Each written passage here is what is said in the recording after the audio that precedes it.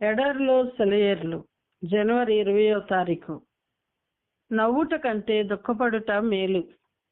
అనగా ఖిన్నమైన ముఖము హృదయమును గుణపరచును. ప్రసంగి గ్రంథము 7వ అధ్యాయము 3వ వచనం. విచారం దేవుని కృప క్రిందికి వస్తే అది మన జీవితాన్ని ఎన్నో విధాలుగా ఫలభరితం చేస్తుంది. ఆత్మలో ఎక్కడో మరుగు పడిపోయిన లోతుల్ని విచారం వెలికి తీస్తుంది. తెలియని సమర్థతలను, మర్చిపోయిన అనుభవాలను వెలుగులోనికి తెస్తుంది. నవ్వుతూ తుళ్ళుతూ ఉండే వాళ్ళల్లో లోతు ఉండదు. తమలోని సంకుచితత్వాన్ని వాళ్ళు గ్రహించుకోలేరు. ఆత్మ అనే నేలను దున్ని పుడుకుపోయిన సారవంతమైన మట్టిని పైకి తీసే దేవుని నాగలే దుఃఖము. అందువల్ల పంటలు బాగా పండుతాయి.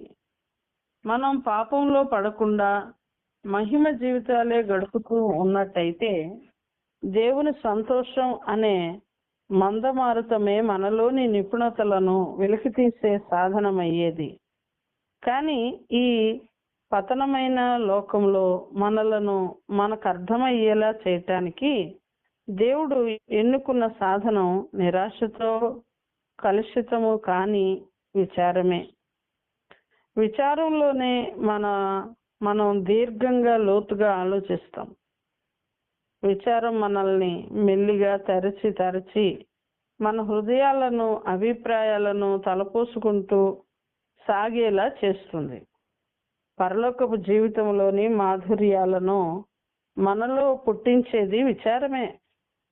దేవుని కొరకు, తోటి మానవుల కొరకు సేవ చేయడం అనే మహాసముద్రములో మన సమర్పణ నౌకని నడిపించటానికి మనల్ని ప్రోత్సహించేది విచారమే.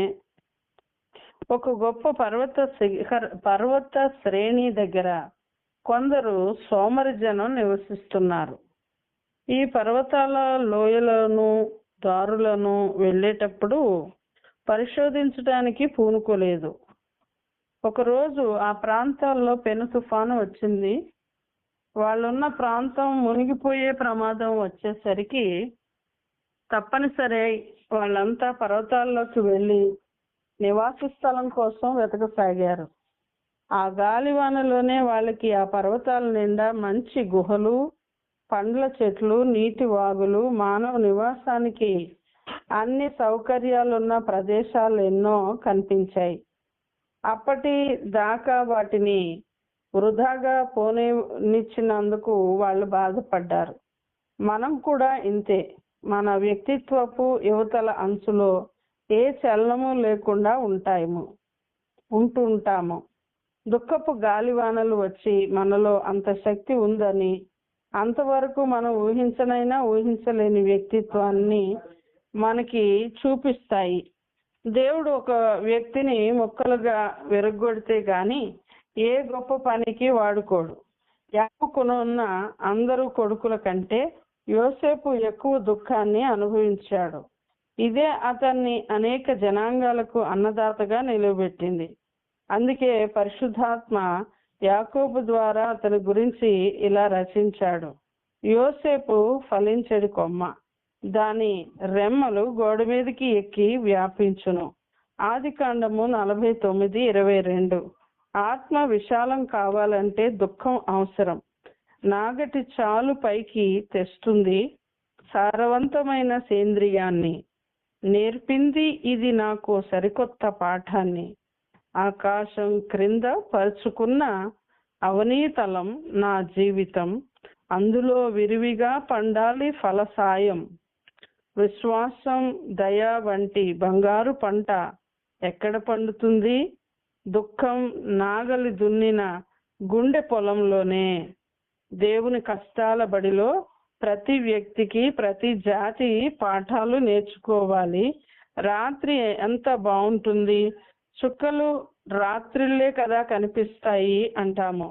అలాగే దుఃఖం ఎంత మంచిది, దుఃఖంలోనే దేవుడు ఆదరణ మనకి దొరికేది అనాలి. వరదలు వచ్చి ఒకతని ఇల్లు, అతని జీవనోపాధి సర్వం కొట్టుకుపోయింది. నీళ్ళన్నీ ఇంకిపోయిన తరువాత దిగాలుగా నిలవబడి చూస్తున్నాడు ఆ వ్యక్తి. అంతలో నేలలో పాతుకుని ఏదో మెరుస్తూ కనిపించింది అతనికి. వరద నీళ్లు దానిపై నున్న మట్టిని కడిగేశాయి. బంగారంలా ఉందే అంటూ చూశాడు అతను. బంగారమే. అతన్ని దరిద్రుణ్ణి చేసిన వరదలే అతన్ని ధనికుణ్ణి చేసినాయి. జీవితంలో చాలా సందర్భాలలో ఇలాగే జరుగుతుంది. Amen. Thank you. Please like, share and subscribe. Thank you. God bless you.